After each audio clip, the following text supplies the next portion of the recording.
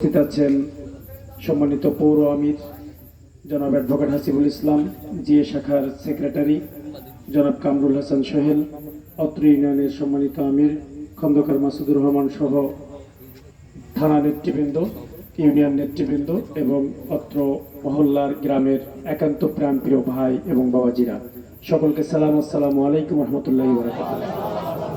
আমরা মহান রবের প্রতি শুকরিয়া আদায় করছি যে মহান রব্বুল আলামিন আমাদেরকে সুস্থতার সাথে দিনের এই কাজকে আঞ্জাম দেওয়ার মতো শক্তি এবং সক্ষমতা দান করেছেন, আলহামদুলিল্লাহ।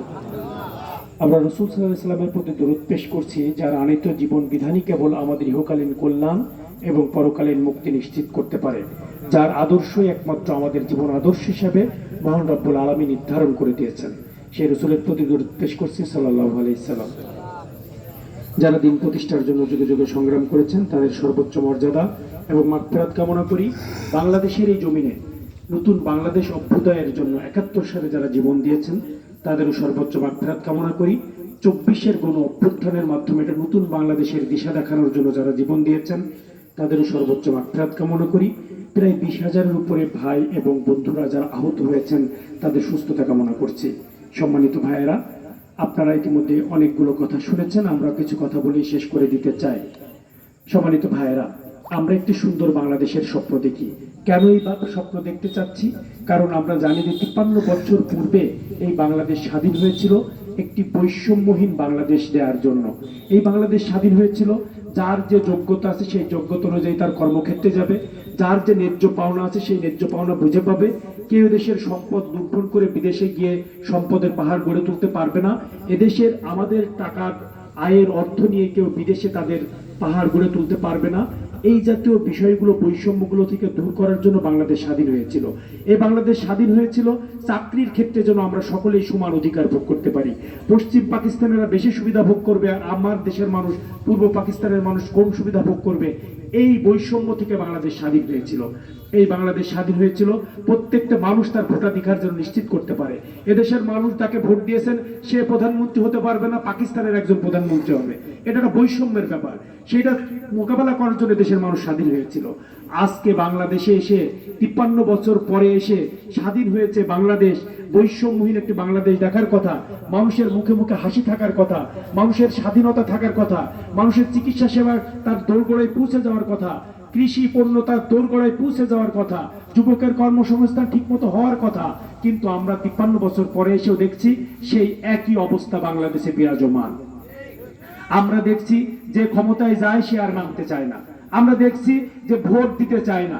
কেন দিতে চায় না? উন্নয়নের বহুত কথা বলে ফিরিস্তি ছড়ায়, কিন্তু ভোটের মাঠে আসতে চায় না। কেন আসতে চায় না? জনগণ নাকি ভোট দেবে না, জনগণের প্রতি আস্থা নাই, এই কারণে ভোট দিতে চায় না। এই কারণে আমরা দেখেছি যে দিনের ভোট রাতে সম্পাদন করা, বিনা প্রতিদ্বন্দ্বিতায় ১৫৪ জন নির্বাচিত হওয়া, আবার দেখেছি আমি আর ডামির নির্বাচন।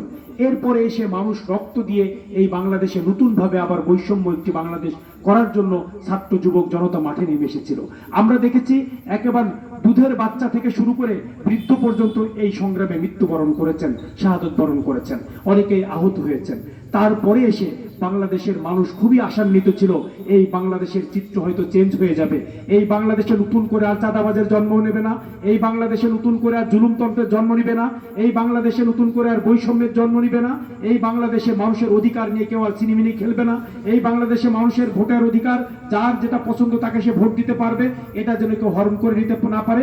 এই রকমের স্বপ্ন নিয়ে বাংলাদেশের মানুষ যখন চলতে শুরু করেছে, একটি বছর পার হয়নি, এখনই এসে আমরা দেখছি যে এর জায়গায় চাঁদাবাজিতে লিপ্ত হয়েছে, জুলুমের একটি নতুন একটি ফিরিস্তি তৈরি হয়েছে, সম্পদ দখলের একটা নতুন ফিরিস্তি তৈরি হয়েছে, মানুষের উপরে জবর দখলের নতুন একটি রাজত্ব তৈরি হয়েছে। মানুষকে এখনই হুমকি দেওয়া হয় ভোট সেন্টারে গিয়ে নাকি সুস্থভাবে বের হয়ে আসতে পারবে না। আমরা বলতে চাই, ভাই, ভোটের মালিক কি তুমি নাকি? তুমি সুস্থ রাখার কে? তোমার নিজের সুস্থতা তুমি কিভাবে থাকবে সেই চিন্তা করো, তুমি মানুষের সুস্থতা নিয়ে কিভাবে চিন্তা করো। এই রকমের খারাপ মস্তিষ্কের অধিকারী ছিল বিধায় আমাদের একটি গোষ্ঠী তাদের দেশে জায়গা হয়নি, দেশ থেকে বিতাড়িত হয়ে বিদেশে অবস্থান করছে। এখন তোমারও যদি চিন্তা থাকে যে আমিও বিদেশে যাব, তাহলে সে কোন দেশে যাবা তার পাসপোর্ট আগে রেডি করে রাখো। এই আমরা বলতে চাই, আমরা খুব স্পষ্ট করে বলতে চাই, তুমিও বাংলাদেশের নাগরিক, আমিও বাংলাদেশের নাগরিক, তোমারও বাংলাদেশের যে অধিকার, আমারও বাংলাদেশের সে অধিকার। সুতরাং আমার জায়গা থেকে এই ভোটাধিকার আমাদের একটা মৌলিক অধিকার, সবচেয়ে বড় অধিকার। এই ভোটের অধিকার পাইলেই বিধায় বিগত এই সরকারকে মানুষ 15 বছরের এই ভোটাধিকার দিতে না পারার কারণে, ভোটাধিকার প্রয়োগ করতে না পারার কারণে বিস্ফোরণ ঘটে গিয়েছে। এদেশের মানুষ সবাই রাস্তায় নেমে এসে তাকে বিতাড়িত করেছে। সুতরাং এই ভোটাধিকার হরণ করার চিন্তা যে করবে, তার পরিণতি যে বিগত ফ্যাসিস্টের চেয়েও খারাপ হবে, একথা আমরা নিশ্চিতভাবে বলে দিতে পারি। এই জন্য সম্মানিত ভাইয়েরা, আমরা খুব ভালোভাবে বলতে চাই, বাংলাদেশ জামাত ইসলামী ন্যায় এবং ইনসাফের রাজনীতি করতে চায়। বাংলাদেশ জামাত ইসলামী কারোর উপর জুলুম করতে চায় না, সিদ্ধান্ত কারোর উপর জোর করে চাপাই দিতে চায় না।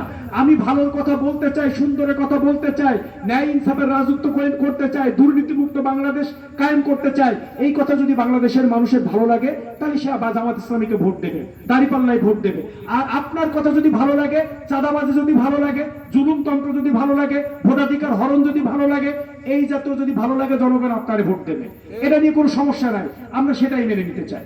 কিন্তু মানুষের জোর করে কারোর ভোটাধিকার হরণ করতে যাবেন, জোর করে মত কারোর উপরে চাপাই দিতে যাবেন, এই জায়গায় আমাদের আপত্তি আছে।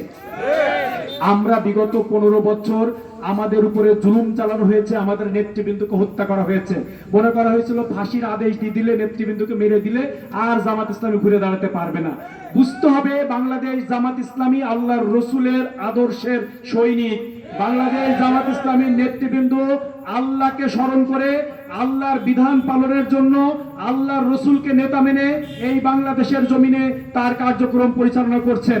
সুতরাং ইসলামী আন্দোলনের কর্মীদের কোন নেতাকে হত্যা করে সেই আন্দোলনকে কিয়ামত পর্যন্ত কেউ নিশ্চিহ্ন করে দিতে পারবে না ইনশাআল্লাহ। এই জন্য আমাদের এই সমস্ত জুজুর ভয় দেখে লাভ নাই। আমরা বহুত এই পথ পাড়ি দিয়ে এসেছি, জেল জুলুম আপনারা কারা খেটেছেন, কি খেটেছেন আমরা জানি, আমরা সবাইকে চিনি। সুতরাং আমাদেরকে এই জাতীয় ভয়ভীতি দেখিয়ে জামাত ইসলামীর কর্মীদেরকে, ইসলামী আন্দোলনের কর্মীদেরকে, এই বাংলাদেশের মানুষকে দমিয়ে রাখা যাবে না ইনশাআল্লাহ। এই বাংলাদেশের মানুষকে পাকিস্তানিরা দমিয়ে রাখতে চেয়েছিল, ব্রিটিশরা দমিয়ে রাখতে চেয়েছিল, ভারতীয়রা দমিয়ে রাখতে চেয়েছে, বিভিন্ন শাসকরা দমিয়ে রাখতে চেয়েছে। বাংলাদেশের মানুষ কোনোদিন দমে থাকেনি। সুতরাং ভবিষ্যতেও চাপায়ে দেওয়া রাজনীতি এই বাংলাদেশে চলবে না ইনশাআল্লাহ। এই জন্য বাংলাদেশের মানুষ দান